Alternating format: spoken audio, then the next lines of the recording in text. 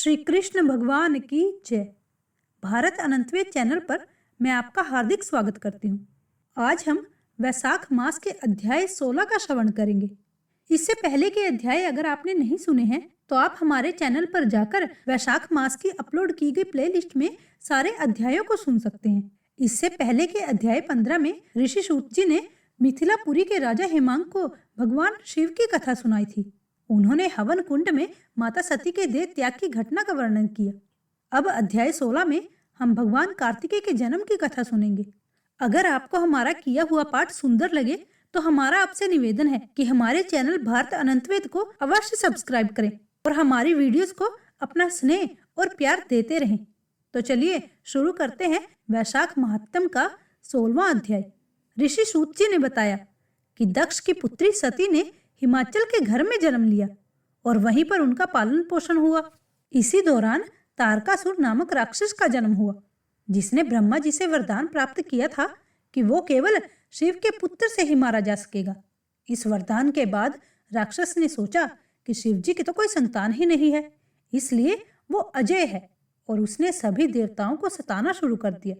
देवताओं ने ब्रह्मा जी की शरण ली और ब्रह्मा जी ने उन्हें समझाया कि शिव जी की पत्नी सती ने पहले अपने पिता के यज्ञ में देह त्याग किया था और अब उनका जन्म हिमाचल के घर में पार्वती के रूप में हुआ है, इसलिए पार्वती का विवाह शिव जी से कराना चाहिए। इंद्र ने नारद और कामदेव को बुलाया और उन्हें यह कार्य सौंप दिया। नारद जी ने हिमाचल के पास जाकर उन्हें समझाया कि उनकी पुत्री पार्वती को शिव जी की पत्नी बनना चाहिए। कामदेव ने बसंत ऋतु के साथ मिलकर शिव जी के तपोवन में वसंत ऋतु का विस्तार कर दिया। जब पार्वती शिव जी के पास पहुंची तब कामदेव ने अपने बाण से शिव जी को मोहित कर दिया, लेकिन शिव जी ने क्रोधित होकर अपने तीसरे नेत्र से अग्नि प्रकट की और कामदेव को वहीं पर भस्म कर दिया। इससे पार्वती तो बहुत डर गई और शिव जी दोबारा ध्यान में लीन हो गए। देवताओं का कोई भी मनोरथ सिद्ध नहीं हुआ। इस कथा को सुनकर मिथिलापुरी के राजा रुतकृति ने पूछा कि कामदेव के भस्म होने के बाद उनकी पुनः उत्पत्ति कैसे हुई। ऋषि सूत जी ने तब उन्हें उत्तर देते हुए भगवान कार्तिकेय के जन्म की कथा सुनाई और कहा कि इस कथा को सुनने मात्र से ही सभी पापों का नाश हो जाता है, यश और पुत्र प्राप्त होता है और सभी रोगों का नाश हो जाता है। इसीलिए आगे का प्रसंग प्रेम और भावना से सुनना। जब शिवजी ने कामदेव को भस्म कर दिया तब रति मूर्छित होकर गिर पड़ी और फिर चेतना आने पर विलाप करने लगी। उसने अपने शरीर का त्याग करने का निश्चय कर लिया और फिर बसंत को बुलाया। बसंत ने आकर रति को बहुत समझाया, लेकिन रति किसी की मानने को तैयार नहीं थी। तभी आकाशवाणी हुई कि हे रति, अपने पति से स्नेह रखने वाली, तुम्हारा पति कामदेव फिर से जन्म लेगा, तुम इस चिंता को त्याग दो। इस आकाशवाणी को सुनकर रति ने चिता में प्रवेश नहीं किया और देवताओं ने उसे वरदान देकर शांत किया। उन्होंने कहा कि अब उसका पति अनंग कहलाएगा और अंग वाले की तरह मरा हुआ भी दिखाई देगा। एक कल्प में एक राजा थे जिनका नाम सुंदर था। उस जन्म में भी आप उनकी पत्नी थी और आपका नाम राजसकड़ था। आपके पूर्व कर्मों के कारण ही आपकी ये वर्तमान दशा हुई है। अब इस दशा से छूटने के लिए वैशाख मास में प्रातः काल में मंदाकिनी नदी में स्नान कीजिए, मधुसूदन भगवान की पूजा करें और उनकी दिव्य कथा सुने। इसके बाद आपको अशुशयन नामक व्रत का पालन करना चाहिए। इस प्रकार के व्रत को करने से आपका पति आपको अवश्य मिल जाएगा, इसमें कोई भी संदेह नहीं है।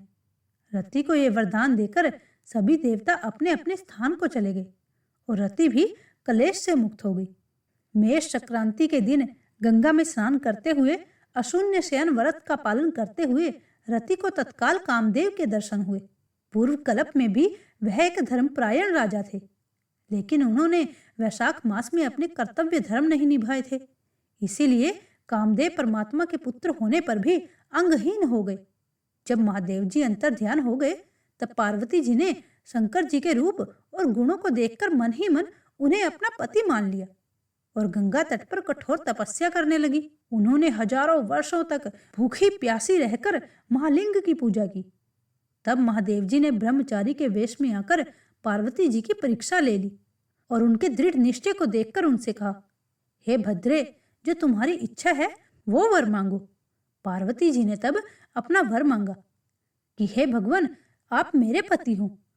तथास्तु कहकर महादेव जी ने सप्त ऋषियों को बुलाकर हिमाचल के पास भेज दिया।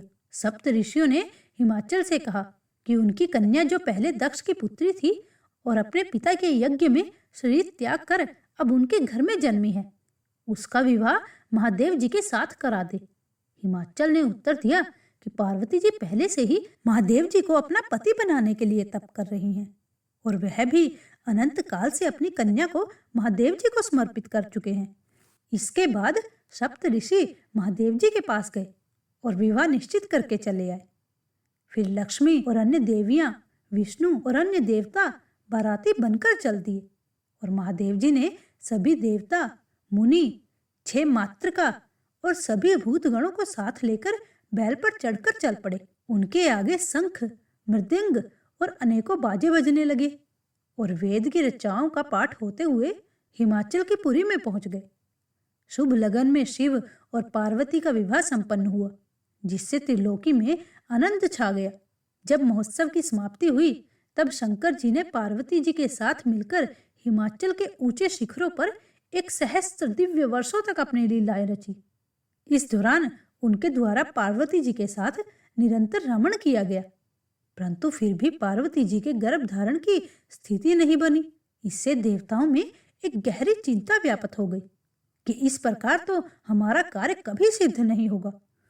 इस बात पर विचार करते हुए देवताओं ने अग्नि देवता को आमंत्रित किया और उनका यथोचित सम्मान करते हुए उन्हें उस स्थान पर भेज दिया जहां महादेव जी रमण कर रहे थे।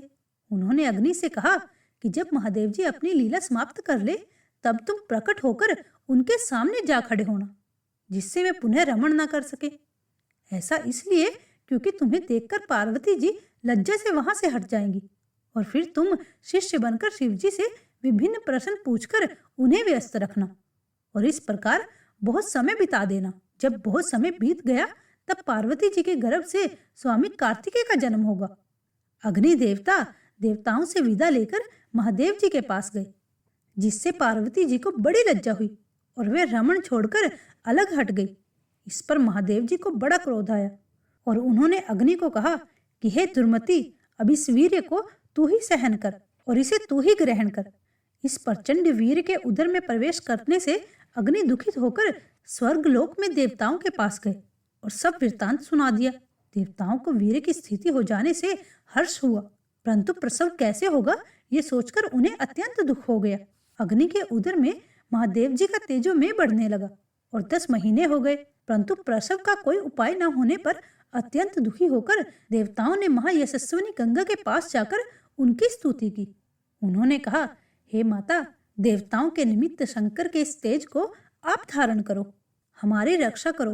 गंगा ने तथास्तु कहा और देवताओं के कहने से अग्नि ने गर्भ मोचन मंत्र से गर्भ का स्मरण कर शंकर जी के तेज को गंगा जी में छोड़ दिया। ये तेज बड़ा दीप्तिमान और सब लोकों में असहाय था। कुछ मास के बाद गंगा जी भी उसे सहन न कर सकी और जल से सूख गई और उनके रक्त कलेवर दिखाई देने लग गए। तब अत्यंत दुख से व्याकुल हो गंगा जी ने अपने उदर की पीड़ा से विचलित होकर अपने गर्भ को त्याग दिया, तो वह शरद ऋतु के पत्तों पर गिर पड़ा, जहां उसके 6 भाग हो गए। इसी समय ब्रह्मा जी द्वारा भेजी गई 6 कृतिकाएं वहां पहुंच गई और उन्होंने शरद ऋतु के सार कंडों से उस तेज के 6 भागों को ग्रहण कर लिया और एक 6 मुख वाले पुरुष का निर्माण किया, जिसका एक ही शरीर था। इस प्रकार ये 6 मुखी पुरुषकार बहुत समय तक उन सार कंडों में वैसे ही पड़ा रहा, उसका कोई रक्षक नहीं था। एक दिन बैल पर सवार होकर महादेव जी और पार्वती जी उसी स्थान से गुजर रहे थे, जब अचानक पार्वती जी के सतनों से दूध की धारा बहने लगी। इस पर आश्चर्यचकित होकर पार्वती जी ने महादेव जी से इस अकस्मात घटना का कारण पूछा। तब महादेव जी ने उत्तर दिया कि तेरा पुत्र यहीं नीचे पड़ा है, और फिर उन्होंने अपने रमण की कथा, अग्नि के आगमन, पार्वती के लज्जा से हट जाने और वीर्य को अग्नि में छोड़ने की घटना का वर्णन किया। उन्होंने यह भी बताया कि कैसे गंगा ने जल के सूख जाने के कारण गर्भ को सार कंडों में छोड़ दिया और वहां उसके 6 भाग हो गए, जिन्हें मातृकाओं ने एक कर दिया। महादेव जी ने आगे कहा कि उसकी आकृति अब पुरुष की तरह हो गई है और उसे देखकर ही ये दूध की धारा बह रही है। उन्होंने आश्वासन दिया कि इसका पराक्रम विष्णु के समान होगा। आप इसका पालन पोषण करो क्योंकि ये आपका पुत्र है। इसके बाद पार्वती जी ने बालक को उठाया, गोदी में बिठाया और उसे दूध पान कराने लगी। पुत्र स्नेह में लीन होकर वे महादेव जी के साथ कैलाश को चली गई और पुत्र का पालन कर अत्यंत संतुष्ट हुई। हे राजन, ये कार्तिकेय के जन्म की दिव्य कथा है जिसे मैंने आपके समक्ष रखा है। कहा जाता है कि इस कथा को सुनने से मनुष्य के पुत्र और पौत्रों की वृद्धि होती है। इसीलिए वैशाख मास में धर्म करने से स्त्रियों का विधवा योग मिट जाता है और अत्यंत पुण्य प्राप्त होता है। इसी के प्रभाव से अनंग कामदेव भी सांग यानी कि अंगों से युक्त हो गए। जो लोग इस वैशाख मास को बिना स्नान और दान के बिता देते हैं, उन्हें बहुत से धर्म करने पर भी अनेकों दुख भोगने पड़ते हैं। इसीलिए ये एक मास संपूर्ण धर्मों के करने के लिए हितकारी है। वैशाख मास महात्म 16वां अध्याय समाप्त। कल अध्याय 17 में आगे की कथा जारी रहेगी। वैशाख मास महात्म का पाठ करने से व्यक्ति को न केवल धार्मिक शांति मिलती है, बल्कि ये उन्हें जीवन में सही दिशा और संकल्प की ओर भी ले जाता है। इस माह में किए गए धार्मिक अनुष्ठान और पाठ व्यक्ति को आत्मिक संतोष प्रदान करते हैं और उनके जीवन में सकारात्मक परिवर्तन लाते हैं। इसीलिए कलयुग में भी वैशाख मास महात्म का पाठ बहुत महत्वपूर्ण है। आशा है आपको हमारा ये पाठ सुंदर लगा होगा। आपसे निवेदन है कि इन वीडियो को अधिक से अधिक शेयर करें और वैशाख मास के प्रभाव को सबको बताएं। इससे हमारे शास्त्रों का प्रचार होगा और हमारे धर्म की ख्याति हर जगह पे पहुंच पाएगी।